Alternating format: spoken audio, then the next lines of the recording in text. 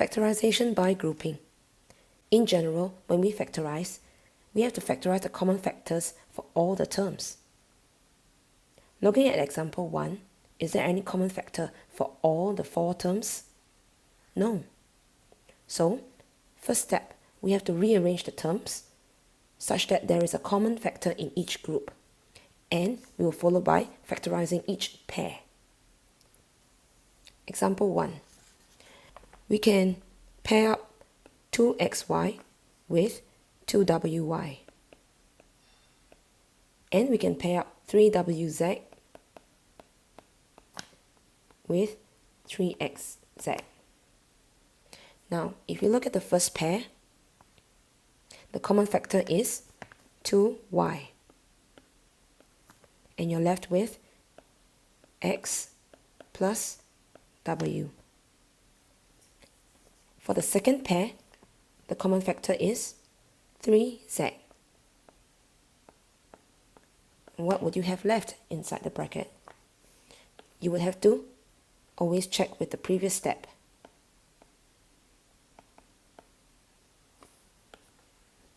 So 3z must multiply by what term to give you 3wz? It is w. 3z must multiply by what to give you 3xz? It is x. Step 3, if you look at in step 2, you will see a common group.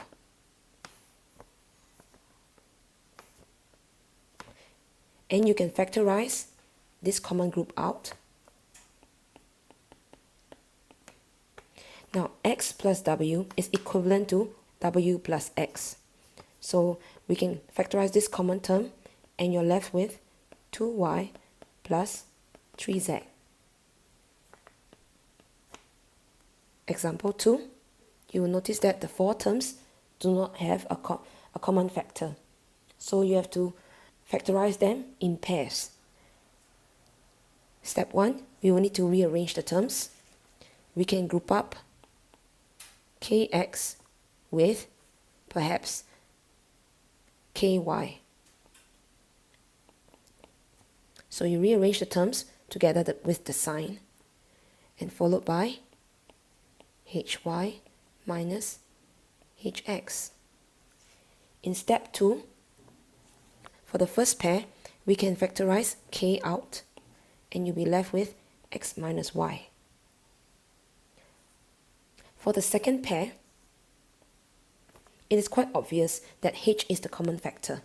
However, we should write the common group first, and this is the common group.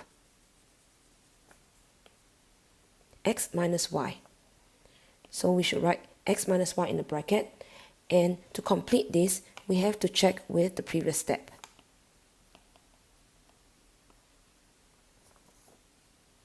You have to multiply h to x to give you hx, but you have to check the sign. In order to get a negative hx, you have to multiply negative h to x. Okay, you have to multiply negative h to positive x to give you negative x.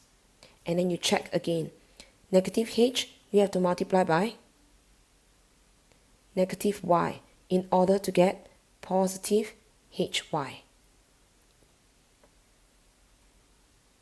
Okay, this is how you know that you have done it correctly. For step 3, you have to complete this factorization by factorizing the common group x minus y. When you factorize x minus y out, you're left with k minus h. In example 3, do you need to rearrange the terms? You can if you want to, but in this case, there isn't a need. So, looking at the first pair, the common factor is the highest common factor of this pair is 4a. And you're left with, in order to check, 4a must multiply by 2m to give you 8am. Then 4a must multiply by 3k to give you 12ak. Next, for the second pair of terms here, to factorize this, let's write down a common group, which is 2m minus 3k. So now let's work backwards.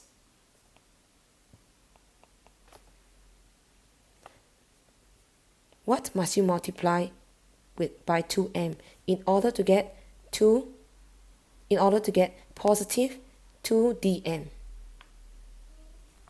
It is positive d. And then you check again. Do you get negative 3dk? So let's check. Positive d multiplied by negative 3k, you will get negative 3dk in the question. So this is how you know that you have done factorization correctly. As a final step, you will factorize the common group out, which is 2m minus 3k. And you're left with 4a plus d. You can pause this video and try the practice questions on your own.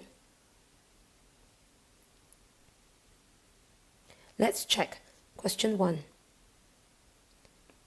For the first pair of terms, the common factor is y, and you'll be left with a plus b. For the second pair of terms, you have negative bz subtract az. So to factorize this, let's copy down the common group, which is a plus b. So you have to check with the original question. What must you multiply by a in order to get negative az? It is negative z. Then you check the next term. Do you get negative bz? So negative z times positive b, you will get negative bz. So this is how you know that you've done the factorization correctly. As a final step, let's factorize the common group out, which is a plus b, and you'll be left with y minus z. Question 2. The common factor for the first pair is 5m, and you'll be left with x minus 5m must multiply by what to give you negative 10m? It is minus 2. To factorize the second pair, let's copy down the common group.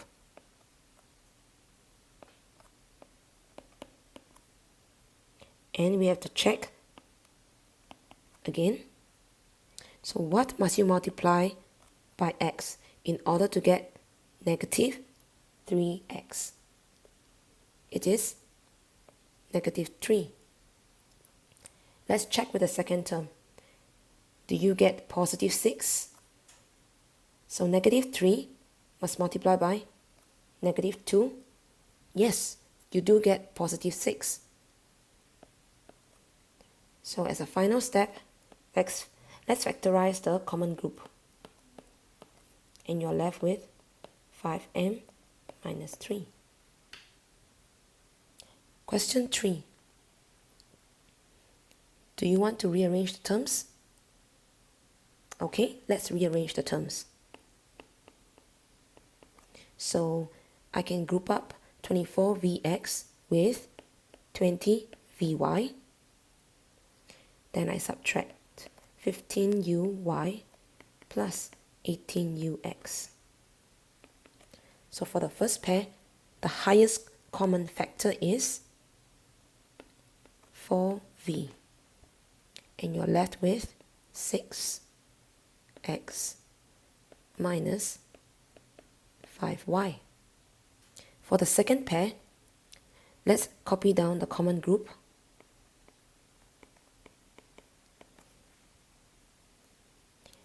And we have to check again with our previous step. Now, how can we get positive 18ux? What must you multiply 6x with in order to get this? It is positive 3u.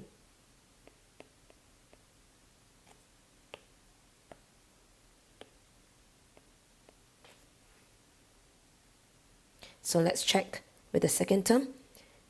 Do you get negative uy? So positive 3u must multiply by negative 5y. Yes, you will get negative 15uy. For the final step, let's factorize the common group out. And you're left with 4v plus 3u. You can pause the video and continue the remaining questions. Question 4. Let's rearrange the terms. You can group up 2ax, perhaps with minus 6ay, followed by minus 21dy plus 7dx. So the common factor for the first pair is 2a, and you're left with x minus 3y. For the second pair, let's copy down the common group, x minus 3y. And we have to check with our previous step again. Always check your work. What must you multiply x with in order to get 7dx? It is positive 7d. So let's check the second term. Positive 7d must multiply by negative 3y, and you will get negative 21dy. Yes, you have done it correctly. So let's factorize the common group out, and you're left with 2a plus 7d.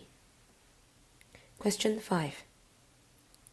Looking at the first pair, there is common factor. However, for the second pair, there is no common factor. So let's rearrange the terms. Let's pair up 6az with minus 2a, followed by minus 15z with plus 5. So for this pair, the highest common factor is 2a, and you're left with 3z minus 1. You must have the 1 because 2a must multiply by 1 in order to get back minus 2a. If you do not have 1, then you can't get back minus 2a. 2a times 0 is 0. So you need to have the 1. For the second pair, let's copy down the common group.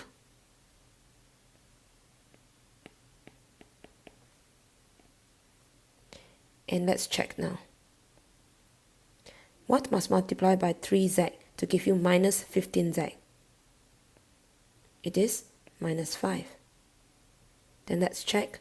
Minus 5 must multiply by minus 1, and it does give us positive 5. Final step. Copy down the common group, factorize it out, and you're left with 2a minus 5.